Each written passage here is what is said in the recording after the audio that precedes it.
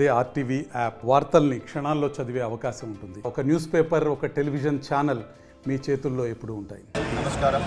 ఈరోజు మరి చాలా బాధతోని కన్నీళ్లతోని ఈరోజు ఈ పత్రికా సమావేశం పెట్టాల్సి వస్తున్నది.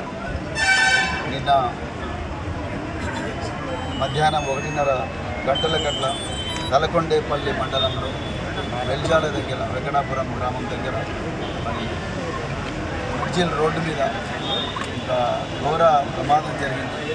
ఆ ప్రమాదంలో పబ్బతి నరేష్, బైరపాక పరశురామ్ వీళ్ళిద్దరు కూడా యువకులు అత్యంత దయనీయమైన పరిస్థితుల్లో చనిపోవడం జరిగింది.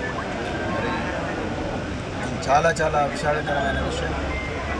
మరి ఇందులో అసలు విషయం ఏంటంటే వీళ్ళ మోటార్ సైకిల్ పాపం పశువులకు మందులు తీసుకొద్దామని చెప్పి నిన్న ఇంటి నుంచి దాదాపు 11 గంటలకు బయలుదేరి మెట్టిల్లో మరి పశువుల మందులు తీసుకొని వాపస్ వస్తుండగా అత్యంత వేగంతో 140 కిలోమీటర్ల స్పీడ్తో ఇక్కడి స్థానిక ఎమ్మెల్యే కసిరెడ్డి నారాయణ రెడ్డి గారు ఆ వాహనంలో ఉన్నారు.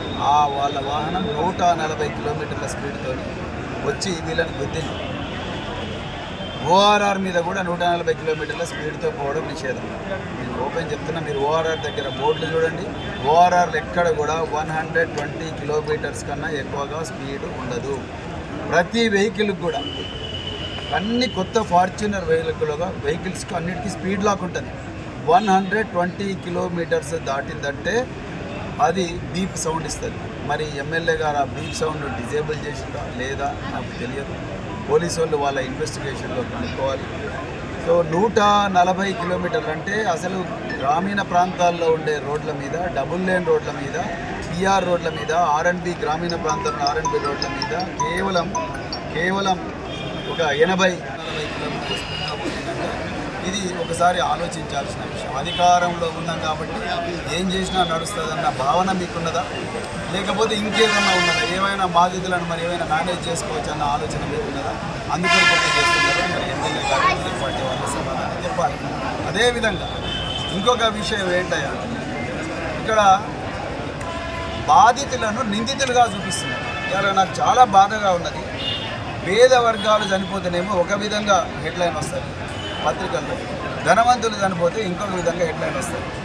మీరు సినిమా యాక్టర్లు లేకపోతే ధనిక వర్గాలకు చెందిన వాళ్ళు వాళ్ళంతటికీ వాళ్ళు ఏమంటారు మెట్రో స్టేషన్ పిల్లల వరకు పత్రికలు చూపిస్తారు. నమస్తే అండి. ఇది వ్యాపారం గురించి కాదు, ఓటు గురించి. ఎన్నికల్లో ఓటు వేయడం మన హక్కు మాత్రమే కాదు, కర్తవ్యం. ఎంతో మంది మహా నేతలు శ్రమించి ప్రాణత్యాగం చేసి ఈ అవకాశాన్ని మనకిప్పించారు. అందరూ ఓటు వేద్దాం. ఎందుకంటే ఓటు హక్కు ఊరికే రాదు. నా ఓటు ఎవరికో తెలుసా? అది సీక్రెట్ అండి.